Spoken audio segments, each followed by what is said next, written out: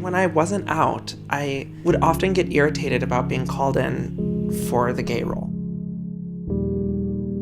Going like into high school and stuff, like around that time, I was very concerned with like, oh my god, like I'm just gonna like be like boxed in to like always like playing this like gay character or whatever.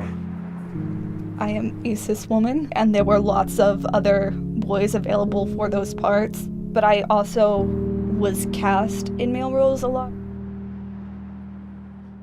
It was a long journey of self-discovery.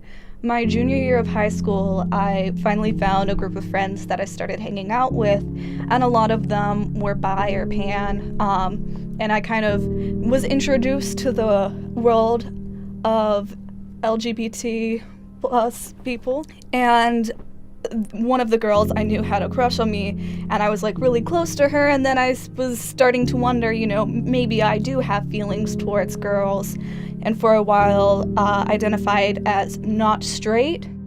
Over time, I discovered that I was probably asexual, and I identified as that for a while, and then eventually I came out as bi to my friends because I said, in theory, I would date a guy. I had my group of friends. I did get bullied in elementary school and middle school quite a bit. I think it was like high school when I really started realizing I was different and kind of fighting it, I guess. But I started noticing more of a sexual attraction to men. I didn't want people talking. I wanted to be the one saying, nope, this is who I am. If you have an issue with it, take it up with me.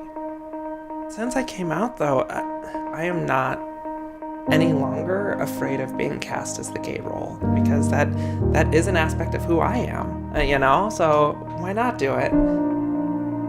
I think a straight person or a gay person could play a gay character on film, because when you like go on stage or like you are in film, like you're acting as that person. So, and I think gay actors can also act like straight people. So I think in that sense, we're all actors, like we can all act as whatever characters like we need to be.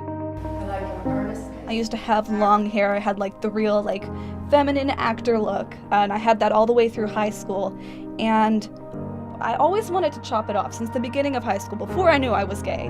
But I never did it because I was afraid that it would affect my ability to get accepted into colleges or to get roles, because I wouldn't meet like the feminine standard of beauty, and that could be a problem for my career. When you don't get callbacks or you don't get cast in things, sometimes you wonder, is it that I'm a bad actor, or is it that I look too butch?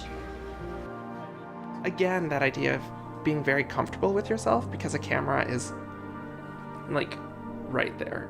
Like that camera sees everything that you do, everything that you think is going to be on that camera. So it's that idea again of having to be 100% comfortable about who you are, what you're offering, what you can do.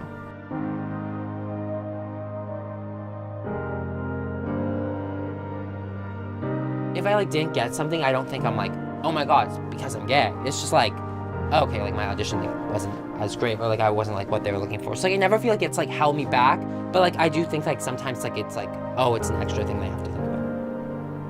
There are just so many different iterations of what queer is, and especially nowadays it's awesome because there's the gender non-conforming. Friends that I have that are gender non-conforming are really starting to get recognized, and Chicago is, I wouldn't say they're diving in, but they're starting to open up a lot of roles that don't have a gender assignment, which is awesome. Knowing that there are people out there who are interested in writing and producing and directing that stuff does give me a little bit of hope for when I graduate and I'm looking for things to do for my career.